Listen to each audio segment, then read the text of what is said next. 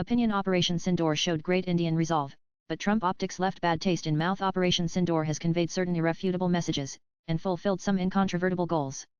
First, Pakistan-sponsored terrorism in our territory will be firmly responded to.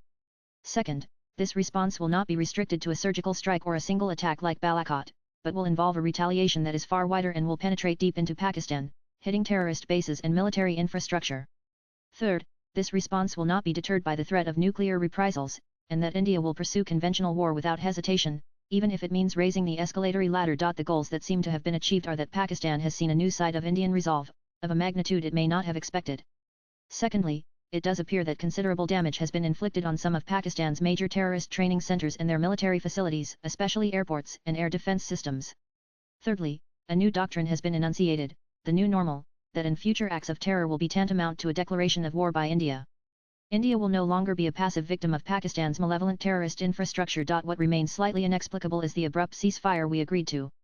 Far more facts than are currently available need to be shared in the public realm.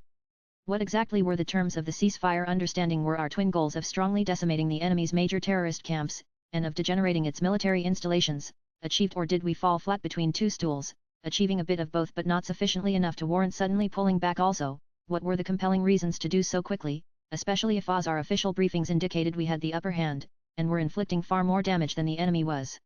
There was a pervasive feeling that we stopped short of doing just that little more that would have completed both our goals more fully, and intimidated the enemy more completely. While Webby all accounts rightly claim that Pakistan was pleading for an end to hostilities, the manner in which the ceasefire unfolded, and was accepted by us, raises significant questions. Officially, both India and Pakistan attributed the ceasefire to a bilateral understanding reached through back-channel diplomacy, particularly involving their respective intelligence agencies and the DGMOs. However, Trump's assertion that his administration's efforts were instrumental has added a layer of unexplained geopolitical intrigue. What was Trump's role if it was a benign mediatory attempt to end a rapidly escalating war between two nuclear weapon neighbors? It is one thing.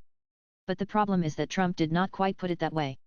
His whole demeanor was reminiscent about how eighth grade Trump intervened and told two errant schoolboys to end their squabbling. In diplomacy, optics are important, and frankly, the manner in which Trump spoke even before India had, and the swagger with which he spoke, was not good optics. The easiest thing, of course, is to ascribe anything unacceptable on the eccentric threshold of Trump's persona. However, even conceding this, although personally I am not inclined to do so, there are substantive issues involved. If the US did play a role, it subtly legitimized third-party involvement in Kashmir, eroding India's no-mediation stance, and contrary to our long-standing position in this regard.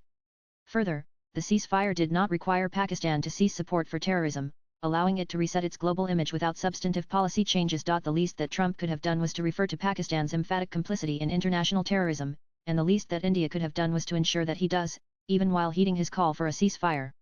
Moreover, there are important future implications. Relying on a mercurial US president, whose policies often shift unpredictably, carries inherent risks in our ability to inflict retribution on Pakistan on its continued nexus with terrorism, should the need arise again. India has always prided itself on strategic autonomy, resisting external pressure on sovereign matters. If the US did influence the ceasefire, it raises questions about whether India compromised on this principle for short-term gains. In hyphenating India and Pakistan as equals, which we had long succeeded in preventing, the long-term benefits for India remain uncertain.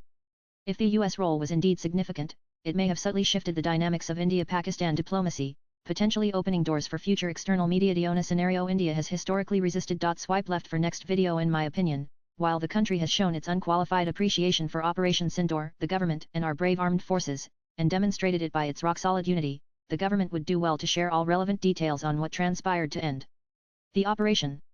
A special parliament session, or at the least, an all-party meeting, would perhaps enable this. The writer is a former diplomat, an author, and a politician.